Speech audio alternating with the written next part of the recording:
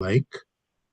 So we'll just have go straight to the presentation.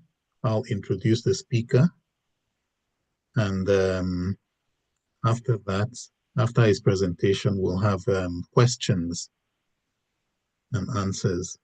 If you have any questions, you can save them till the end of the meeting and just put them in the chat box so that the General Secretary of the chapter can pick them up from there, and we can address those questions at the end of the presentation.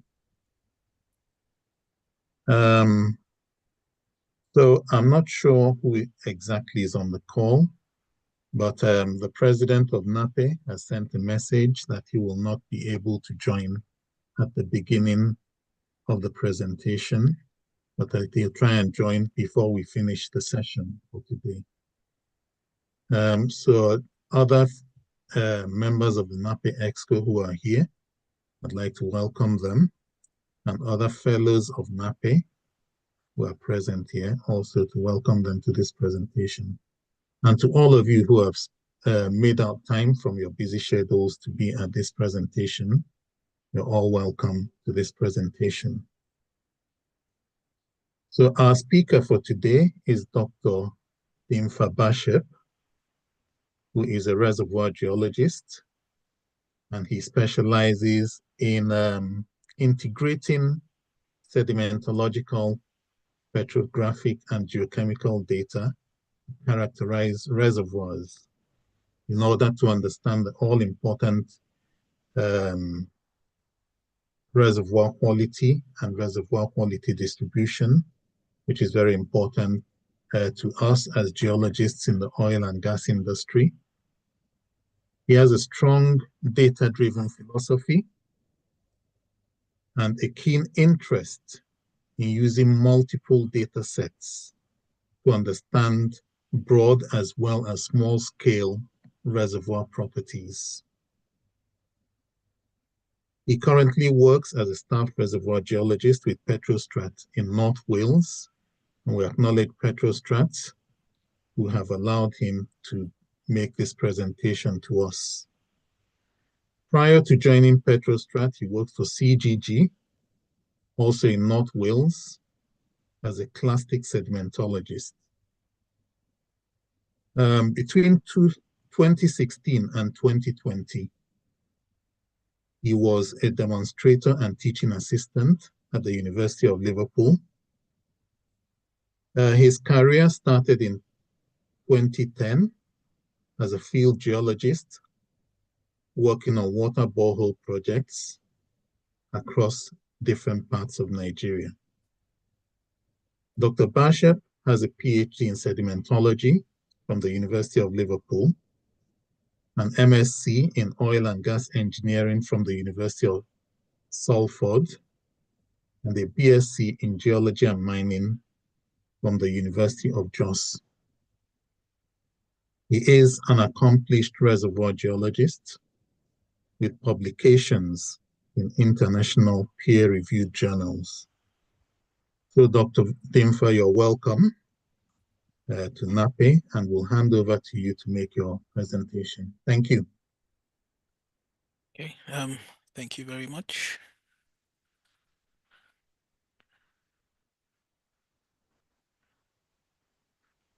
So let me first and foremost share my screen. So can you see my screen? Not yet. Yeah, we can now. Okay. And just to confirm if you are seeing it in presentation mode as well.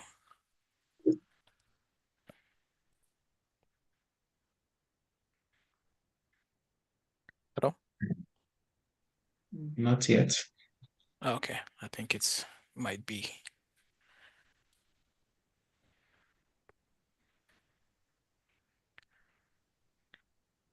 So is that in presentation mode now?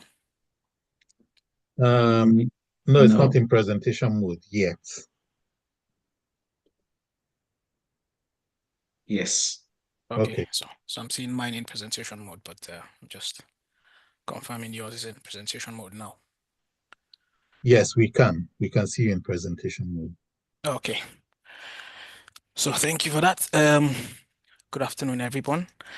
I will first and foremost like to thank NAPE for the opportunity to give this talk. And most specifically, I would like to thank Dr. Iwobi for not just inviting me to give this talk personally, but also always being here as a mentor to the not just the Nigerian community, but just geologists in general within the North Wales community, and I'm sure even the wider community. But this talk, I'll just go straight to the point now. And see, I'm giving a talk on a key risk factor in subsurface reservoir quality, a chlorite story. When I initially submitted the abstract for this talk, I wanted to focus it more on chlorite, but then in retrospect, I realized I would be speaking to a more multidisciplinary type group, and I therefore decided to make it a bit more agnostic in the sense that it will be easily digestible to people from different fields, engineers, sedimentologists who are not specialists in reservoir quality. So instead of just focusing on chlorite, I would maybe have a more detailed introduction first on reservoir quality before, and I'll go into to touch chlorite. It will not be a very detailed talk on reservoir quality. It will not be too much in depth because I don't want to give a lot of jargon and then end up not passing any messages across. So as I said earlier on, I'll keep the talk as digestible as possible.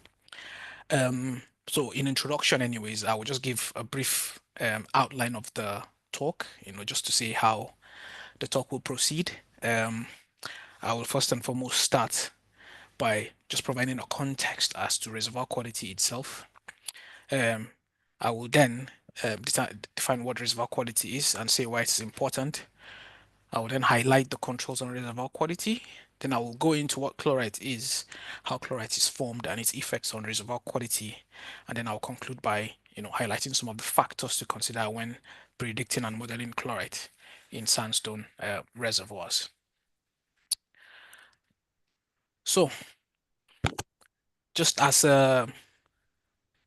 just in introduction, let me see if I can close that. Yes. Okay.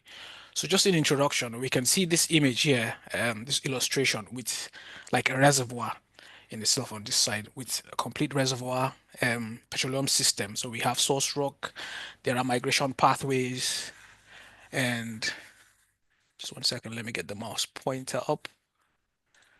Good.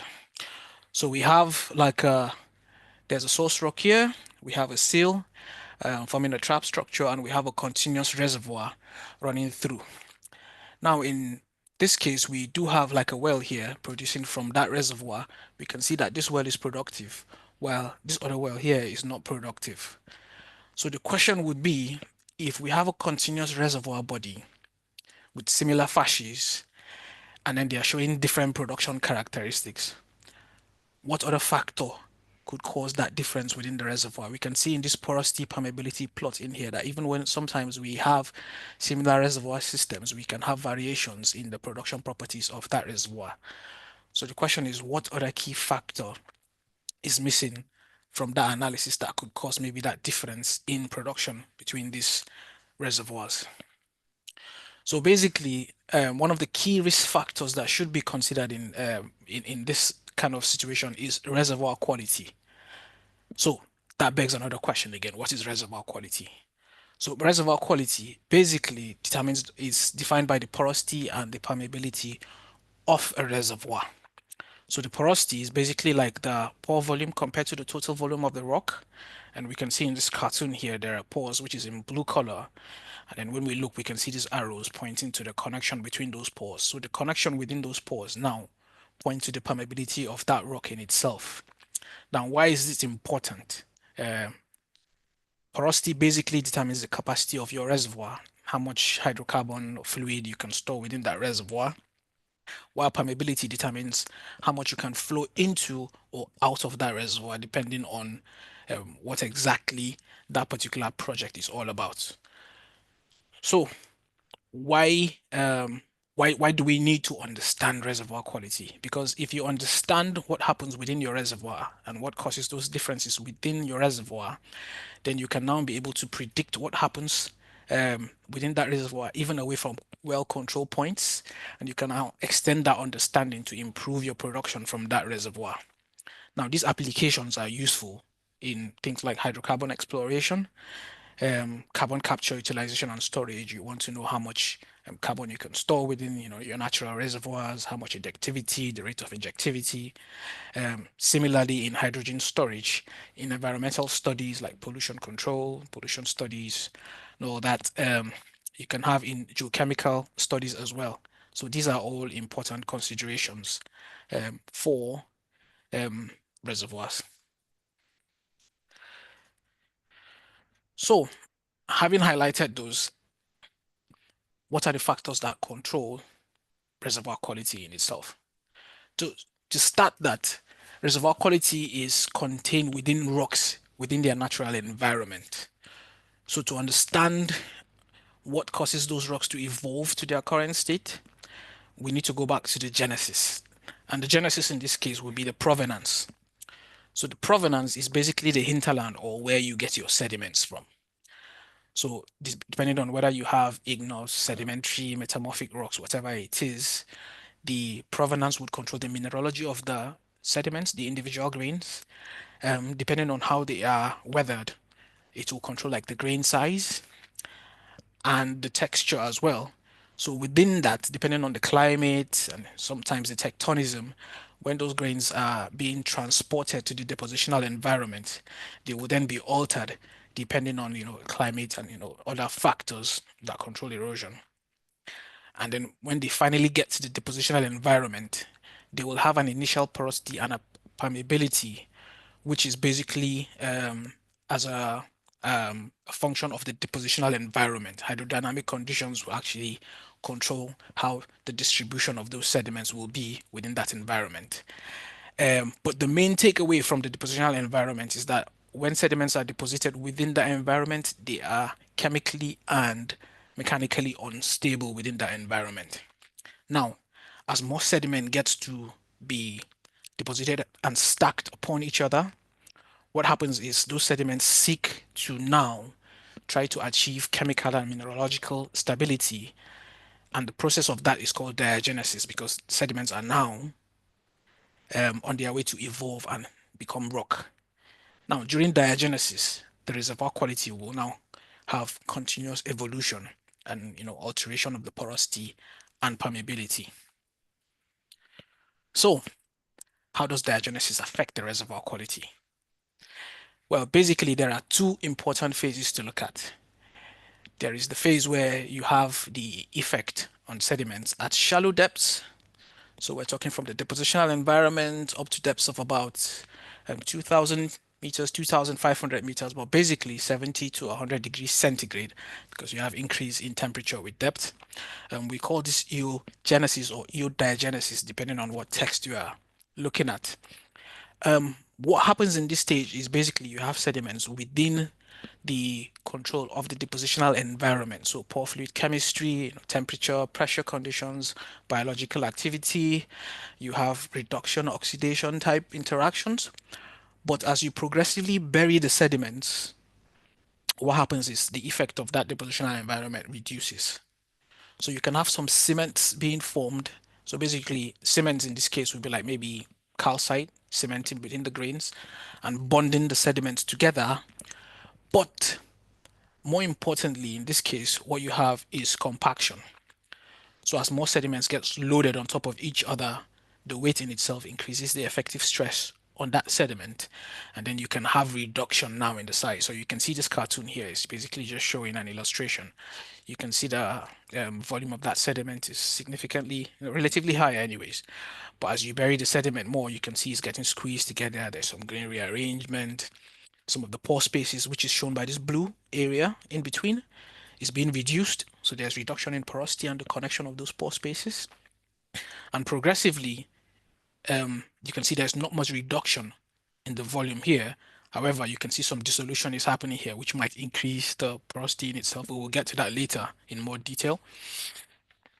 Now, after you have passed that threshold of surface interactions or eodiagenesis, what you then have is a region of chemical compaction So in essence, you have thermodynamically or thermokinetic type reactions um, actually forming the precipitation or development of minerals. So in this case, the sediment would have compacted already, would have reached mechanical stability to an extent, so it doesn't compact anymore. But now any pore spaces that are remaining, you have minerals precipitating in between those pore spaces and solidifying, and then blocking out porosity and permeability. So we have an illustration here as well, where after the size of the sediments from here has reduced, and we can see that within this space here, some of the clast here, okay, this clast here, which are like bivalve shells, they have now, you see they look expanded here, but they've just recrystallized and dissolved and recrystallized to form carbonate cements and blocking porosity and permeability. So this seems straightforward, right? No, wrong. That is the simplistic approach, but in reality, it is slightly more complex, as shown in this image here on the right.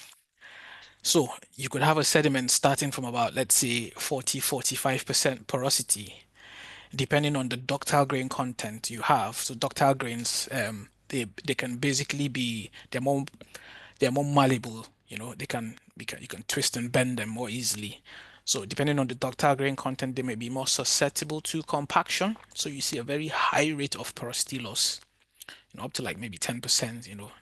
High rate of porosity loss coming this way. If the grains are more brittle, they are more resistant to loss in porosity. And then you can see they are actually keeping some of their porosity with burial depth. When they get to the 2,000, 2,500 meter range here, you can see there's a sharp decrease in porosity on this side. So basically, it's just because of that chemical compaction that we just spoke about, minerals precipitating within the pore space at those temperatures. And the the most significant cement within that range is quartz cement. So you have silica precipitating to form quartz cements and then blocking pore throats, sometimes occluded them completely. When you do not have the cements forming, you can still see most of that porosity is being preserved up to that stage there. However, sometimes you can also have anomalous situations whereby you can have overpressure events that will resist that compaction, and then you can have high porosity samples, even or high porosity reservoirs, even up to like deeper depths. So I will go more into detail in that later. That might have been confusing, or it might have been too much at once, but not to worry. Um, I have just broken them down into two factors. So there could be factors that will destroy reservoir quality and factors that will enhance or promote reservoir quality. So basically, the factors that can destroy reservoir quality will be things like mechanical compaction, which I have touched on already. We have things like detrital clay content. I will explain that. We have swelling clays. You can have elite. You can have blocky orthogenic cements or quartz overgrowths. Early emplacement of oil can promote reservoir quality. Fluid overpressure can promote reservoir quality. Grain dissolution as well as clay coat formation and micro quartz can promote reservoir quality. So I will just go ahead now and explain some of these factors, like, just a little bit more. So detrital clays, these are basically clay-sized materials, less than 3.9 microns. They are very fine-grained. You can see them within this interparticle spaces here. We cannot really see the individual grains, but they have basically just filled up the space between these grains. The whiter ones here, this is quartz. These are quartz grains. This is a clast, piece of rock that has been broken down. So they have basically filled up those pore spaces, and we cannot see any porosity or permeability. Um, these are basically controlled by the depositional environment. In this case, we also have swelling clays such as smectite, and smectite is a core component of clays like bentonite. So people who are vast in drilling will know that swelling clays, once they come in contact with water, they swell, and then they start to fill up pore spaces like that, and then they block. You can't see any porosity, and they reduce the connection between pore spaces, and they fill up pores as well. So they can also have that effect. So there are other orthogenic clays like elite. Elite basically forms threads. You can see elite forming within this pore space. The dark area are void spaces. This is an SEM image actually, um, just magnifying like a sample of sandstone in itself. So you can see threads forming within that. These threads do not significantly reduce porosity. However, what they do is they can block the connection between pore spaces, like that pore here and another pore, thereby reducing the connection between those pores. So the flow characteristics or the permeability might be reduced in this case. So that's what elite basically does. And then you can have clays such as kaolinite, which we can see here, just filling up this pore space and basically reducing both the porosity as well as the permeability. We also have blocky cements. So blocky cements such as like calcite cements, which we have here. So there's a quartz grain, another quartz grain, and then we can see the slightly pinkish or reddish pink coloration here is actually calcite cement that has precipitated between those pore spaces, and it's welding these grains together. However, what that does is you can't see any bluish form here, like that bluish here, which is a pore space. You can't see any pores in between, and it's destroying the reservoir quality basically. We also have dolomite here. This has been stained, so the blue, the royal blue color here is dolomite. The other shade of blue here, I don't know what to call it. Sorry, I'm not very good with colors. It's like our pore space. So you can see pore space here, and you can see this dolomite just growing in here and welding these grains together. But at the same time, it's destroying the pore space here, reducing the reservoir quality. We also have cement such as siderite. You can see them lozenge shaped here, just developing between these grains and actually filling up that pore space as well. We also have barite. You can see the green here, and then there's barite just growing in that pore space here, completely reducing the porosity within that range here. You can see pores on the outside here where barite has not grown, and the blue here is just highlighting where you have more porosity within that sample. Now, quartz overgrowths, these are also blocky cements. However, I have elected to show it on its own slide because it is one of the most important factors that destroys reservoir quality in sandstones at great depths greater than about 3,000 meters. We can see detrital grains here, as well as here, just marked. You can see them spread all over. However, in between, we can see thin clay coats to show us the boundary of the grains, and in between, after that, in between the grains, we can see that white there. These are orthogenic cements that have precipitated, due to mineral reactions. They have just developed within there at depth, welding these grains together. And you can see in these samples, reservoir quality is almost non-existent. We can't see any pore spaces. Talk more of, or talk less of talking about the pore spaces being connected.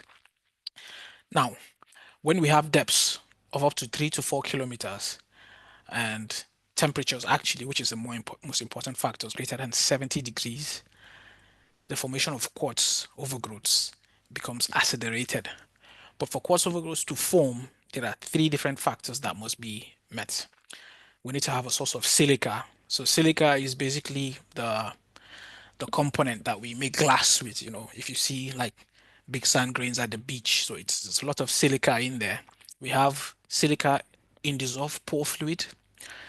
We need a medium of transport to move that silica from its source to a surface where it can actually nucleate and then start to form the overgrowth. And then we also need a nucleating surface to be free such that that quartz overgrowth can form. So if we have these three conditions, then we can have quartz overgrowths. However, if you remove one of those conditions, then you wouldn't have quartz overgrowths.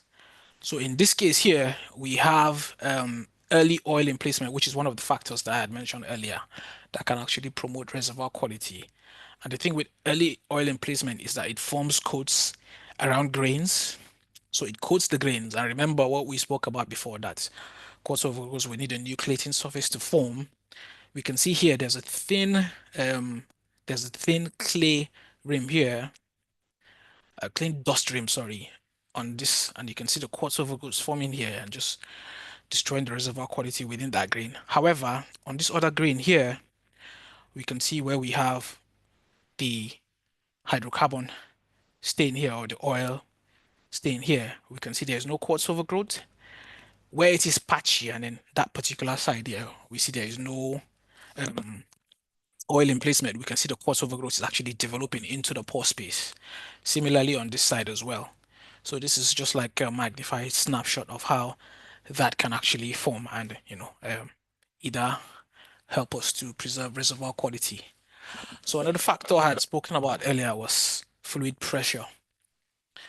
So when you have burial of sediment, as overburden pressure increases due to sediment piling on top of each other, what usually happens is that produces stress.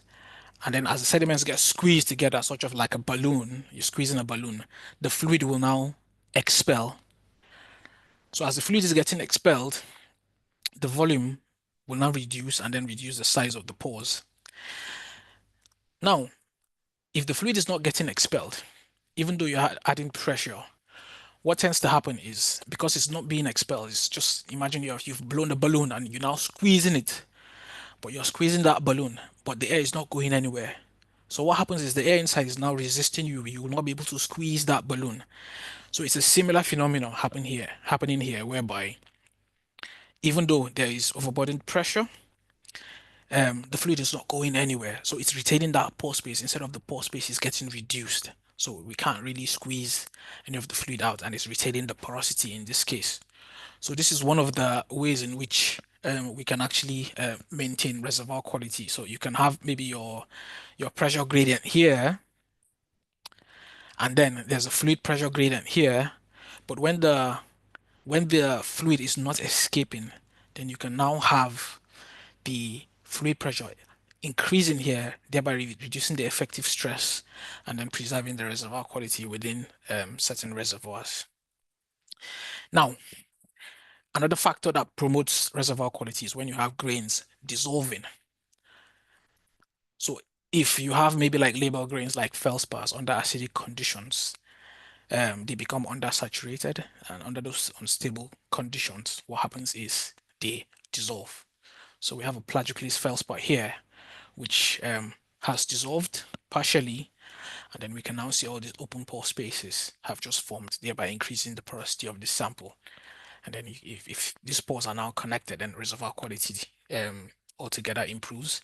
We have a similar occurrence on this side here, where we can tell the outline of the previous grain by, this relict elite that we have. So there used to be a grain here, but it's been dissolved, and then you can see there's more pore spaces here. Similarly here as well, we can see that's a secondary pore space that have formed after alkali feldspar has been dissolved, and we can also see that here as well. So these are some of the factors that might improve reservoir quality. So we can also have clay coats. So in this case here, we can see clay coats are forming here. And remember, we spoke about nucleating surfaces for quartz to form. So these clay coats actually inhibit the silica from getting in contact with the grain contacts. And then you don't have any cements, any quartz cements developing. Similarly, we have that here as well. Similar pictures before, but it's now preserving the reservoir quality on this. And in this case, now we have microcrystalline quartz, which is like very fine grain quartz that has precipitated on the edge here and has stopped the development of macrocrystalline quartz. So you don't have any of that precipitation, hence it's preserving the reservoir quality. Now, there are so many other factors that can affect reservoir quality. However, we don't really have time to go through all of them. But since quartz cementation is dominant at depths beyond 3,000 meters, I will now talk about one of the dominant inhibitors of quartz cementation, which is chlorite, as we've seen here. So what is chlorite? So chlorite is an iron and magnesium-rich hydrous aluminosilicate clay. So that's just pretty much just academic, but basically, it's a clay mineral that forms an envelope that can form an envelope around the detrital grain and stop quartz from growing. So usually when we talk about chlorites, most people talk about chlorite in the context of igneous grains and in the context of metamorphic grains, as we can see just some beautiful chlorite rosettes here forming on a metamorphic rock. However, within the larger geology community, chlorite within sandstones or sedimentary chlorite is less talked about. But within the hydrocarbon community or subsurface reservoir communities, we do talk about chlorite a lot because it's a major control on reservoir quality in itself. So why is it important then? So at temperatures from 80 to 100 degrees centigrade, reservoirs that have chloride grain coats like this one tend to generally have better reservoir quality than reservoirs that do not have chloride grain coats like that one. So you can see the contrast here where we can still have pores preserved here and then we have less pores preserved in this case. But now in sandstone, what are the forms in which chloride forms? So chloride is not very reactive.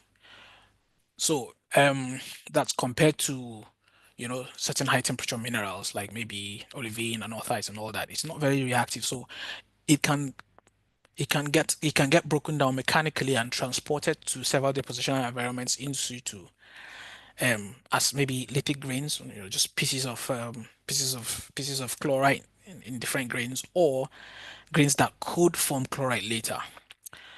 So we could have them as single mineral grains, as we can see here, just dispersed around. And we can have them as composite lithic grains as well, maybe within like volcanic grains or fragments just in sediments. We can have them forming matrix, where they can form a lamina like that, or maybe just fill up pore spaces within mud. We can also have chloride bearing as well as precursor grain coats, which would form like an envelope, as we can see here, around grains. But how do these grain coats then form? Basically, we have different forms because ideally in sandstones you would not expect clay and sand grade material to occur together.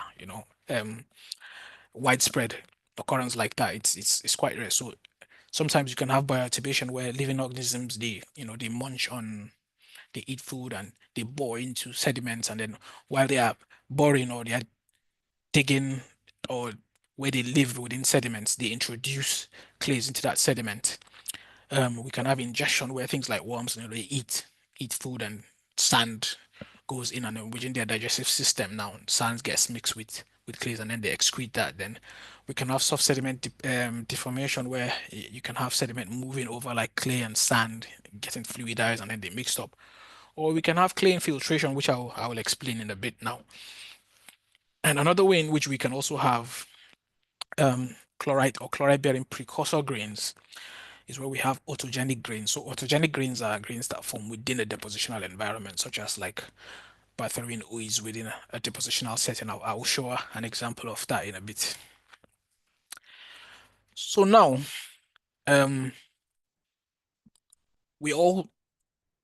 after all is said and done, if I was to explore a reservoir, I would ask myself, where is the most likely place to find chloride grain coats? How do I reduce the stress for myself? How do I just narrow it down in itself? So basically, chloride bearing sandstone can occur in all depositional environments. However, one of the important factors that determines whether you can form chlorite or not is the presence of iron. So incorporation of precursor clays into a depositional environment that has iron in it is very important. And one of the environments that you can actually find that is marginal marine environments. So the image here is a former colleague of mine, Mohammed et al. At the Diagenesis Research Group. This is a research they carried out at the Reverend Glass Estuary. So this map here just shows like basically it's an estuary, basically a marginal marine environment where you can have different settings for chloride precursor clays. So around like maybe the muddy parts or beach parts, you can have like logworms which will ingest, they'll feed on sand, and then they can just basically incorporate chloride forming clays. You can have glauconite which can form within the shallow marine setting. This is very iron rich and might be a precursor for chlorite in itself. We can also have Barshep ooze, which might form in lagoonal settings and then might get washed up by floods back into like maybe the sand-rich environments, and those can also form precursor grains, and then clay flocculation, which is very important. So that forms basically when you have marine water, maybe due to tidal activity, or maybe, and then you can have river water here, maybe coming in and mixing. So fresh water and salt water mixing, that causes flocculation of clays, and then you can have pretty much concentration of precursor clays for chlorite formation. Also, we can have chlorite precursor coats forming in semi-arid continental environment. So this would basically be more smectite-rich clay coats that can form magnesium-rich chlorides. How does that really form? So you could have precipitation, and as water is alleviating it, it can bring in some clays, and then this can get adhered to surfaces of grains, forming clay coats. If you also have fluctuation in the water table, so let's say that's your water table, if it rises, it will recycle some of those clays, take them back up, it will form more coats. In drier conditions, when the water table comes back down, it will also take some of that clay and still, coat the particles, thereby enhancing the clay coat coverage of samples. So these are ways in which precursor clay coats can form. Now, after all these precursor clay coats have formed, with progressive burial, you start increasing the temperature of that system, and given conducive pore fluid composition, you can have chloride beginning to form now. And this case, this is what we call orthogenic chloride. It forms during the process of diagenesis. Now, there are different pathways in which orthogenic chloride can form. You can have minerals like siderite, ankerite. You can have several minerals actually that are listed over here that can actually interact with pore waters under changing chemical and physical conditions to actually form chloride. However, the central takeaway from this is, first and foremost, you need iron in the environment. You need iron to get reduced. You need it to form preferentially in the absence of CO2. And the reason for that is, if you have CO2, any reduced iron will now preferentially form carbonates like siderite, dolomite, or calcite. And you also need the environment to have the absence of sulfur, because if you have sulfur within the environment, then there's a risk more that you can form things like pyrite instead of chlorite with iron.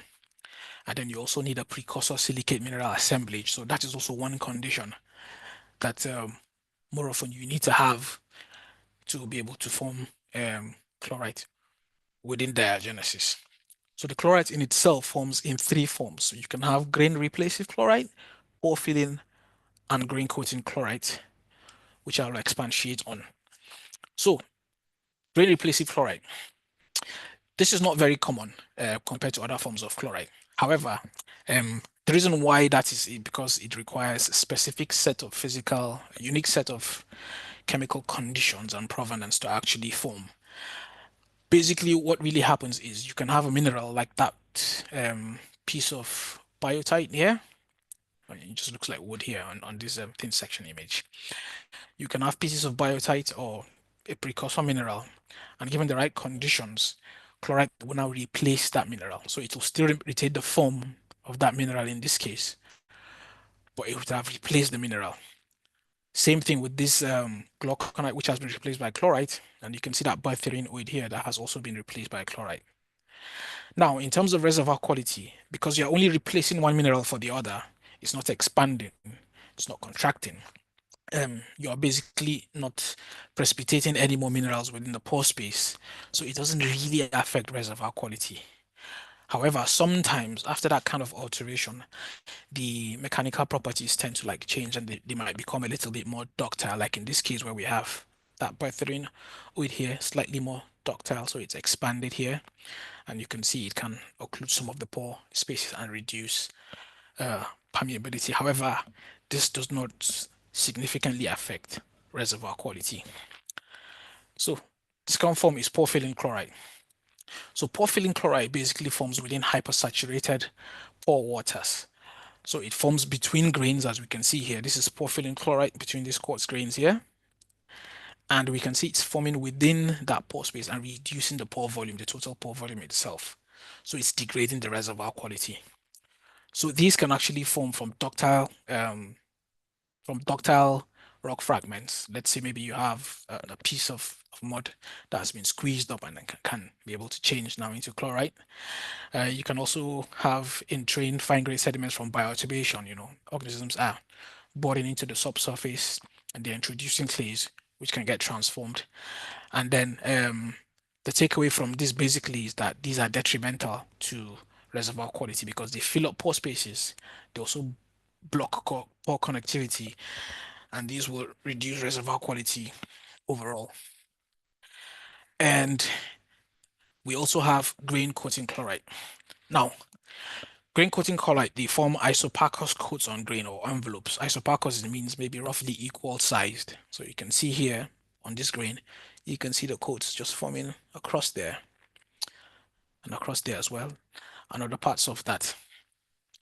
So these usually form at high level of supersaturation in pore water. So you have all the chemical elements that are required to form chloride supersaturated within pore water, and that generally forms. They can also form from diagenetically recrystallized coats. So you can have detrital grains, which I had mentioned earlier on, that have formed clay coats when they are buried now under the right chemical conditions and also under the right temperature conditions. The kinetic reactions can then occur now to convert them into chloride.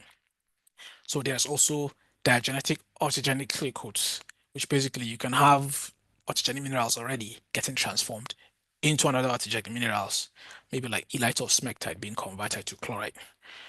So these, as I said earlier on, are very important for reservoir quality, basically because they will block out the space for nucleation of quartz cementation, and then they inhibit the formation of quartz cementation and form and protect the grains from actually being cemented by quartz. We can see on this SEM image here, which is just a highly magnified image of a sample here. You can see that grain. This is detrital coat, and you can see chlorite here, this blade-like chlorite being forming on top of that. We can also see an SEM image here. The spiky material here is basically chloride grain coats on top of a grain. Where we don't have the chloride grain coats, we can see these fine euhedral faces. We can see their edges very sharp. So these are orthogenic. These are being precipitated at depth. They're also growing within that pore space and reducing the porosity of that space. We can see them at a lower resolution here, where you can have the chloride forming here. And then parts of it where we don't see chloride, we can actually see those faces growing where we have quartz just growing into that very pore space. So grain coating chloride in itself is good for reservoir quality. Now, what are the factors that we need to consider when we want to predict and model reservoir quality? So first and foremost, we need to understand the sedimentary provenance. Do we have a hinterland that is iron rich? Then do we have the conditions that can supply the necessary elements for the mineral reactions that can form chloride after burial? So can we also predict the formation of orthogenic precursor minerals such as berthierine-oids, as we had mentioned earlier on? Is it the right depositional environment, or are we in the wrong depositional environment?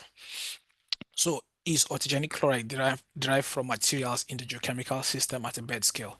So are we considering that chloride will be formed within the environment of deposition where we have had this precursor minerals deposited, or are there other diagenetic factors to consider? So if yes, material flux needs to be understood. You need to understand what's been going on within the system in itself to form chloride. And then there needs to be an understanding of the depositional environment and the kind of reactions that can happen. An example is maybe, let's say we mentioned that we don't want CO2 or sulfides within an environment. There are environment, let's say, such as like lagoonal settings where you can have high sulfide content. So when you start seeing those kind of environments, then okay, let's look somewhere else. We're not, if it's proximal as well, okay, let's look somewhere else because this might actually form other minerals instead of chloride. And then finally, are we in the right temperature range? Have you buried the sample, to significant depth that you can form that kitchen where you can have chloride forming? So thank you. basically that's the bulk of the talk. If you have any questions, I'll be happy to entertain them. Yeah. Thank you very much, Dr. Barshep, for the very interesting presentation. You've covered the different aspects of reservoir quality and the factors that can influence reservoir quality, especially focusing on diagenesis. And you've also introduced some humor on the slide where you advised us to take Panadol for a headache over reservoir quality. And well, I don't really have any questions. I think the points you have presented are quite clear. And I'll hand over to the General Secretary of the chapter to handle the Q&A session. Thank you.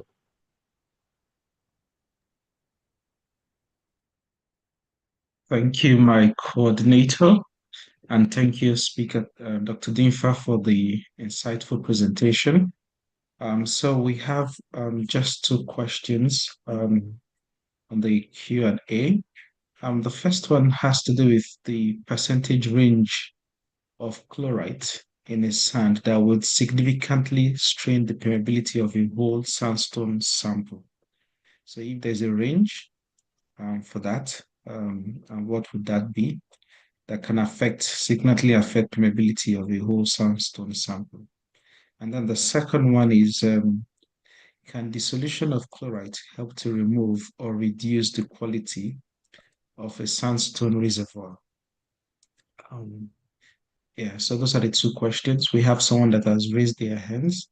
I think now, okay. We would give that person the opportunity once you've responded to these two questions. Okay. So thank you for those questions. So I think the first one says, what range of chloride can influence the permeability of a sandstone reservoir, right? That's right, yes. Yes. So basically, it's not about the percentage of chloride. That is why using petrophysical methods in itself sometimes it's not sufficient to tell whether you have a good or bad reservoir. It's the morphology of the chloride in itself. Because you might have, let's say, let me talk about the good ones. You can have sometimes up to 1 to 2%, and it will improve the reservoir quality. Optimally, if you have from 8% chloride, sometimes it can spread up to about 75% of your reservoir, if it is composed of grain coats. And then there's the grain size factor as well, because sometimes if you can have a percentage, let's say you have 5% or 8%, but then the average grain size is on the finer range. What that means is the grain coverage of that 1 to 8%, of that 8%, sorry, of chlorite would form thicker because of the surface volume and then reduce permeability. So there are other factors in place, not just the hard number per se. So it depends if you have maybe sandy sediment grain size, or even if you have more autogenic type clays and then the sorting is poor. So usually within that range, the percentage starts to like fall now. But the most important thing would be the thickness of the chloride coats in itself. So usually anything from about 10 microns is good. But when you start to get higher than that, then it might potentially now start to occlude pore throats. So even though it might not fill the pore space in itself, it might start to occlude pore throats and reduce the reservoir quality. If you also have poor filling chlorite in itself, it might not significantly reduce the porosity in itself, but it will reduce the conductivity within the pores. So permeability will now drop, which you still don't want, because ultimately, what's the point of having fluid within the reservoir if you can't produce them out? So it's not really a hard number. There are several factors that you need to consider. So the second question was dissolution of chloride. Can it reduce reservoir quality? I've not really come across where chloride gets dissolved per se, but it can be replaced by other minerals per se. So I've not really seen where that happens widespread within the reservoir. on its own. But I would say if it gets replaced, then most likely it will not really affect, it will not promote or reduce in itself. I hope that answers the questions. Thank you for that. So I'll just give Ovier, Joanna, the opportunity to speak. So quickly ask a question. Okay, thank you, Dr. Dinfa, for this presentation. Welcome, It's really interesting because I am trying to do some things in geothermal energy as well. And so these chlorides, I've not really looked at them this way, but this is beautiful. So chloride can enhance the porosity by reducing the precipitation of silica cement. And then you said the temperature should be about 60 to 70 degrees, right? 80, Okay, to 80. typically Okay, above 80 degrees. Okay. Now I get it why so it's like you having a solid solution where the ions in other minerals are, because in the formula for chloride you have iron and magnesium as well. So the ions in other minerals are, I think, through oxidation, and they are replaced in chloride. You said something about the feldspars as well. That feldspars can dissolve and then improve the porosity. So, Yes. something like autoclays or cyanidin. Now, if you have them, I think if they dissolve, they will turn to clays or sericite. So sericite or other forms of clays, and then I think there may be a disadvantage instead of an advantage. So what do you think? How do they, if they dissolve, where do they get to? Like, I think the dissolving means weathered, right? Or being converted to other means. So Okay. Yes, that's a very good question, actually. So I think the best way to approach this would be to look at it from a material balance perspective.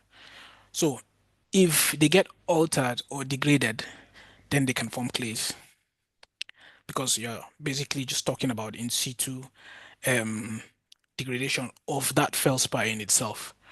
So in terms of things like sericitization, you can have alteration of some of the chemical component in situ. So like something like plagioclase feldspar, now you can still have like your sodium magnesium in there, and then you can have that alteration. So the composition slightly changes, but you can still see the physically you can still see the texture of that grain is preserved. So okay, it will still remain in situ. It will not really affect. But formation into clays, now there's a difference between clay mineral and clay fraction, because a clay mineral is a chemical description. Phyllosilicate minerals, you have a set physical and chemical composition of it. But clay fraction in itself is size dependent, like 3.9 microns or less. So usually that breakdown into clay fraction, if you have physical degradation, let's say in a warm, humid setting, like let's say Nigeria per se, warm, humid, you have yes, so much rainfall, and then you have chemical weathering, it degrades that particle, makes it more susceptible to weathering. You move it along, then it begins to break down physically into finer clay fraction. So now that finer clay fraction, because it has moved from one place to another, can now fill a pore through and reduce reservoir quality. So in that case, now it will be detrimental to reservoir quality. So okay, there's kind of a difference between the two. Um, okay. does that answer your question? Yeah, sorry, just a quick one now. Like in the UK, the sandstones here are mostly matured, and then you mostly have them almost homogeneous. But in places like Nigeria, even in the Middle Benue Trough, where you have some hydrocarbons now, you have a lot of intercalations of clays. So they are more interbedded. Sandstones are interbedded with clays as well. So if Okay. you have in this chlorite forming coats for sandstones, can they also form coats for other things, or it's just that they're attracted to sandstones alone? No, they don't discriminate. Okay. They don't discriminate. So they are very progressive, if I can use that term. If the conditions are suitable to form coats, they will form clay coats. So if you have precursor grains that are suitable to form coats, they will form those coats. And then if you bury them into the mesogenetic rim under suitable chemical and conditions, they will be converted to chloride. Okay. Thank you. Okay, so You're welcome. thank you. Thank you, Olivier. So we'll take two more questions, and that would be it because of time. So the first one has to do with how do we manage reservoirs with chlorite or calcite cementation? And could you suggest some reservoir stimulation methods? So that's one. I would want you to take this other one too. If early hydrocarbon migration can preserve quality, especially with regards to chlorite. I think that's yeah, okay. Yeah, I would like, yeah. Um, and yeah, so let's take and then the other last, I think the third one, could other clay minerals like illite provide this porosity preserving crane coating as well? So if you could take those three, and then we'll take one more. Yeah, we'll allow another person to speak, and that would be to wrap it up here. Yeah, thank you. Okay, I'll try and remember them. If not, then maybe you remind me of Taibukun. Sure. So I think the first one was about calcite cementation, right? Yes. How do we deal with reservoirs with calcite cementation? Well, I'm not a petroleum engineer, even though I do have a degree in petroleum engineering, but I do know that sometimes if you have problems with things like calcite cementation, calcite is not stable under acidic conditions. So if you introduce acidic solutions into that, it will dissolve the calcite cementation, and it'll help a little bit. But when it comes to the cost implications, I'm not really sure about how feasible that is, whether it's better to just look elsewhere or just do that in itself. This is also an important point, actually. Just thinking that it's a very important point because for things like carbon capture, utilization, and storage. So sometimes we can have reservoirs and we inject CO2, which now interacts with the brine and then forms an acidic solution there. So if you have calcite cemented sandstones in that case, sometimes it can dissolve it or alter your sealing properties there. So those are some things to consider as well when you're talking about reservoir quality implications for things like carbon capture, utilization, and storage, where you want more volume. So you can actually maybe, use that. But apart from that, for hydrocarbon exploration, I'm not really sure about the economic feasibility of doing that. What was the second question again? Sorry. So the second question has to do with if hydrocarbon migration can preserve the quality. Yes, I think it was one of the third points I had highlighted before when I spoke about. Let me just take it back. Yes, so early emplacement of oil, where I spoke about if you isolate the surface by having oil just form on top of that, so you don't have a surface for the silica to nucleate and form hot cementation. So ideally, that's an example of a reservoir whose porosity has been preserved by early oil emplacement. So basically, sealing the grain surfaces, and then silica cannot get in contact to nucleate and form hot cementation. So yes, early migration does that have effect. Also, sometimes the precursor to early oil migration is some level of CO2. So tying into the previous question about calcite cementation, in a natural environment, a precursor of hydrocarbon charge is CO2 from thermogenic maturation of hydrocarbon. So when that CO2 now goes in, it forms that brine, and then naturally, you're not stimulating now as an engineering perspective, but nature is now doing the stimulation for you. So the CO2 in itself will now cause any calcite cementation that you have there, or some of it anyways, to start dissolving, and then it will improve the reservoir quality on its own as well. So I think this was a very good question because it ties into the previous question on its own. I hope I've done justice to that. Yes, you have. I think for the third, that yeah, maybe we just I think that kind of yeah, we'll just leave that. And maybe I'll just give an opportunity for Isaac Ode. Yeah, I'll just allow you to speak. So if you could quickly speak, but yeah, straight to the point. For your question, just keep it short and simple. And yeah, we can wrap it up from there. Thank you. Right. Thanks, Ibukun.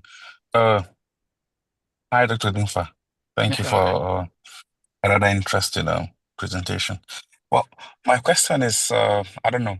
So if we're looking at reservoir and looking at chloride cementation impact on reservoir quality, in relation to, say, oil and gas, will we expect the same impact if this same reservoir will not be used for, let's say, carbon capture or hydrogen storage?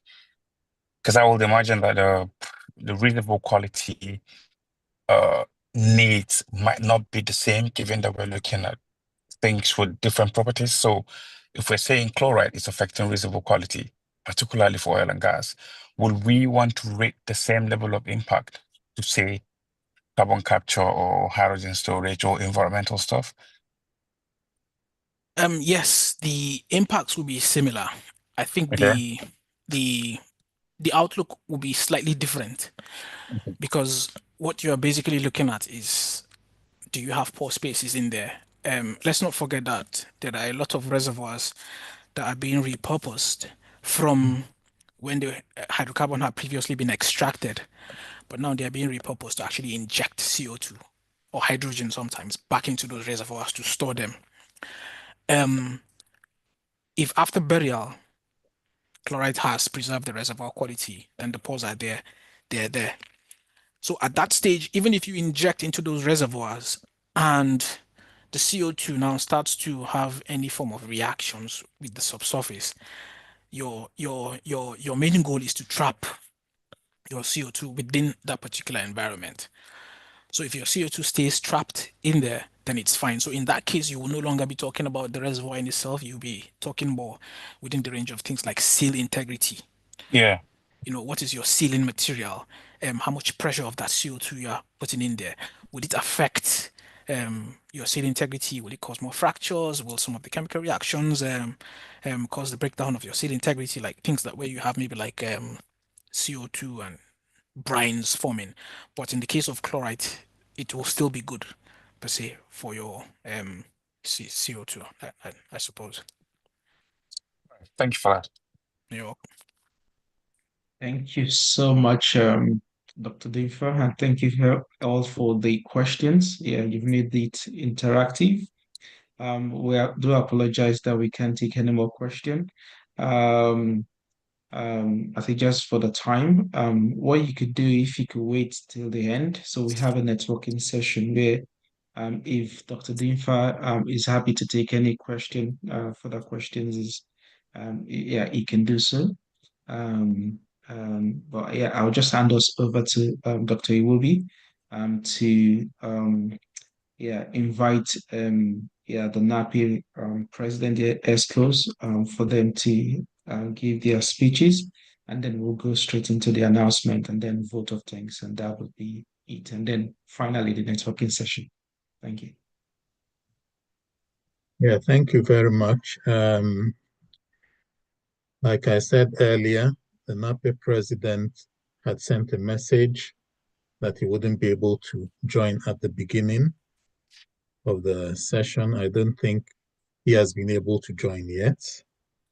I can see that we've got the NAPE vice president, Mr. Bazwaye, F. NAPE. And I also observed that the NAPE president-elect was present during the presentation, but I think she might have left.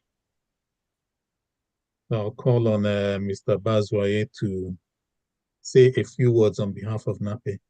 Thank you. Okay. Good afternoon, everybody. Want to thank the presenter. It was a beautiful presentation. I'll say thank you for this presentation. And also for everyone who has come out, we say thank you. Sorry, sir, we can't hear you clearly. Okay. Just one moment, please.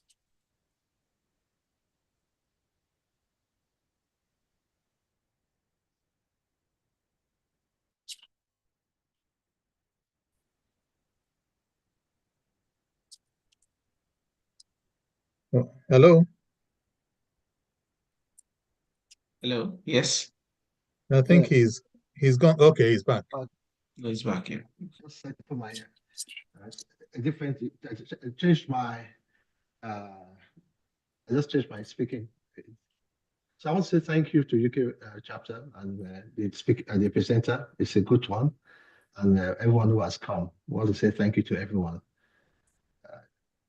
That's what I have to say for now. Thank you very much. Okay, Dr. thank Robi. you. Yeah, thank you, Mr. Bazwai. We appreciate you for being present at almost every presentation that we've had. Thank you for the support from the NAPE Exco back in Nigeria. I also noticed that the immediate past chapter coordinator, Dr. Duro Biton, is here. Don't know if he has anything to add.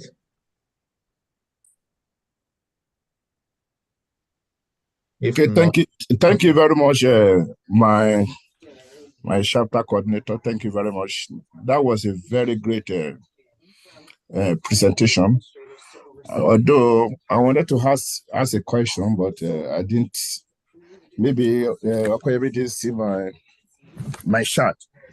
Because the question I want to ask is a very nice topic. I think during my master degree, I work on the occurrence and influence of photogenic clays on the reservoir properties. But the question I wanted to ask the presenter, sorry that I take you back, but apart from the SRD, what are the other analysis that we can use to differentiate our claim areas? And I wanted to also maybe know anything about the staining test, because it's one of the tests that we do use to differentiate our claim areas. I just want maybe know that staining test on to differentiate claim areas. I really appreciate this presentation. Nice presentation. Thank you. To refund such fees to the respective collaborators and contractors. Thank you. If you don't mind, we would take that. Yeah, you'll respond to it. Yes. During the networking. So, Thank you. okay. Yeah, Dr. Iwobi, Yeah, should I go straight? Yeah, I think you can go to the announcements and then we can have a chat about all the other questions during the networking. Okay, so I guess we can see my screen. So yes. Okay, so this is so okay, just showing the slideshow. So yeah, I mean, okay. Yeah. So yeah, thank you all for coming. So this is just the announcement. So yeah, you've just sat through this presentation. Yeah, so we'll be having another planned, of course, later on in the year. Please look out for that either via WhatsApp or email. We'll be sending the notification to you. With respect to other technical and business meetings, so we have the Lagos chapter organizing one. So not like that's the national body. The title is Unlocking Hidden Value, Maximizing Returns from Existing Wells in Marginal and Matured Fields. And the second title or topic is Enhancing Flow Assurance, Advanced Downhole Thermal Recovery Solutions for Heavy Oil Challenges. I think, this is the second title. I think that a little bit aligns with one of the question about how can we stimulate reservoir. So in terms of flow assurance, the speaker would be is a respected figure in the industry, Mr. Badi Olutu, and we have another person, Nick Semester, and will be chaired by Dr. Lai Fatano and Dr. Iberi Bernard. Just a minute, please. I think I need to have the right slide. I think I've just been informed this is not the right one. Just a minute, please. Let me get that.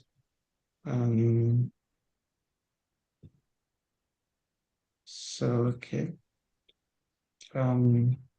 So I'll share my screen once again, and I will continue. Okay, maybe I should do it. Okay, thank you. That's it. Thank you. So yeah.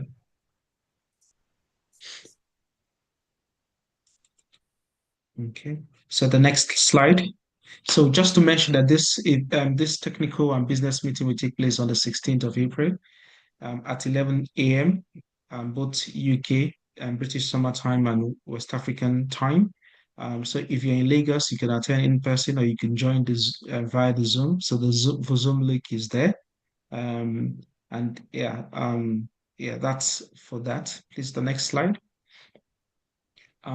We also have another technical meeting organized by the Benin chapter. The title of that is The Impact of Big Data. The impact of big data technologies on geoscience workspace. The speaker is Mr. Colinius Aniba from Alibotin, and the date is the 24th of April, and the time is 11 a.m., both BST and WAT, and you can join via Zoom. Next slide, please. We also have a novel technique for predicting false positive AVOs, a rock physics and seismic inversion-based approach applied in the Niger Delta. This is organized by the Port Harcourt chapter. The speaker is Dr. Obina Chudi, who is a QI quantitative interpretation geophysics specialist. The date for that is Tuesday, 29th of April, and the time is 11 a.m. So most of our events, especially hosted in Lagos, Nigeria, in Nigeria, are mostly 11 a.m. So just for you to take note of that, and the Zoom link is on the slide. Next slide, please. So each year we organize an annual international conference that brings in different stakeholders from Nigeria, Africa, as well as all over the world, where we congregate at Echo Hotel and Suite, Lagos. It's typically held on the second or third week of November. And for this year, it's going to take place on the 9th to 13th of November, 2025. The theme is revitalizing the Nigerian petroleum exploration and production strategies for energy security and sustainable development. So you're encouraged to put this in your diary. It's going to feature a number of things: golf tournament, short courses, pre-conference workshop, management sessions, technical presentations, virtual field trips, Africa night, award ceremony, and an all-convention luncheon. You have the opportunity to either submit your paper for an abstract to participate, to contribute to it, or if you run a company, you could also apply for exhibition, and the details are provided therein. If you need more information, you can contact Mr. Lawrence Osuagu. His number is there where you have for inquiries. That's his number as well as his email address. Next slide, please. So yeah, we've spoken about the theme. Next slide, please. Yes, we've spoken about the theme. We've talked about the date as well as the venue. And yeah, you could also sponsor. So there are sponsorship categories on offer. You could contact Mr. Lawrence and he will provide as much information as possible. Here's the exhibition floor plan. As you can, from what we're showing you, a lot of companies have booked their space. So there are just few spaces left. So if you're interested, you can quickly contact the exhibition committee chairperson, and the person of Adaora Oyoka. Our phone number is projected therein, as well as you can also contact Mr. Lawrence. He'll be happy to assist you with this. And the deadline for subscription is the 3rd of November.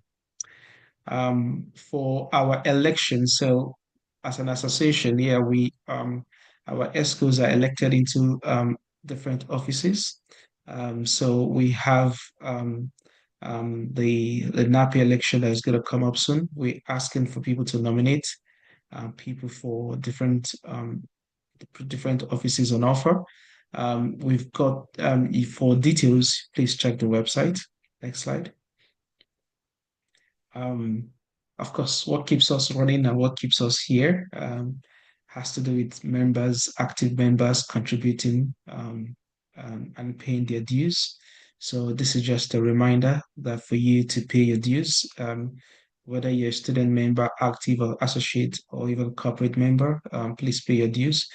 In terms of pounds, if you convert this to pounds, we're looking at less than £10 also. So for corporate member, you're looking at around 25 or 30 pounds. So please support the association by paying your dues timely. Next slide. I think, that's just to show you the bank details. So you've got the bank details there, UBA, and you could contact Mayowa. Is happy to assist you. His email address and phone number is provided there. Next slide. Do you have a paper, or do you have a paper for you to contribute, or for you to or you like what you've seen today and you want your company to be the one, or you want to propose a presentation, please do reach out to Mrs. Olajumoke Ajayi, who is our president, FNAPI, our president-elect and chairperson of the NAPI Continuing Education Committee, or Mr. Lawrence Osuagu, and we'll be happy to assist you in hosting a technical and business meeting. Thank you so much for your time. We're glad to have you here. We appreciate everyone for coming. We want to appreciate our speaker, Dr. Dinfa, for an insightful presentation. And of course, the NAPI executives, as well as the NAPI executives in the UK chapter. Thank you for all your support. I think we have the president of NAPI in our midst at the moment, in the person of Mr. John Bosco Uche. I don't know if he wants to say a word or two, and that would be it. And we'll be moving over to, after his speech, we'll be having the networking session. Thank you so much. Over to yourself, my friend. Thank you very much, Ibuko Opeyemi, and good afternoon, ladies and gentlemen. Apologies, you will notice I probably joined a bit late, but of course I took a permission of my chapter coordinator in the UK Europe. And I want to believe we've had an exciting session. Any time we talk about subsurface, talking about uncertainties and risk, as geoscientists, this is our bread and butter, and this is something we typically want to listen to anybody that want to speak on this topic. So I want to believe that we've had a good time listening to Mr. Dinfa. And again, just to join my voice to also appreciate the sponsor for this session, and every one of you still on the call for your commitment, believing in what we do in NAPE, and continuing to be part of our conversation, because our thinking is that we'll have the knowledge base of the industry that we need to continue to find oil and gas. And I'm sure that's exactly what we've done today. So with that, I will yield the floor back to Opeyemi for us to open the door for networking. And thanks, chapter coordinator, Dr. Iwobi as well, and other ESCO members of the UK Europe. Thank you very much. I know you said you would not be able to join, but we're happy to have you, as always. Thank you so much. Thank you very much. Good. Thank you, sir. So that's it. Thank you so much. So I think that's it for us. So I think, it's open for networking. I think we can stop recording, and Dr. Dinfa, I know there are some questions.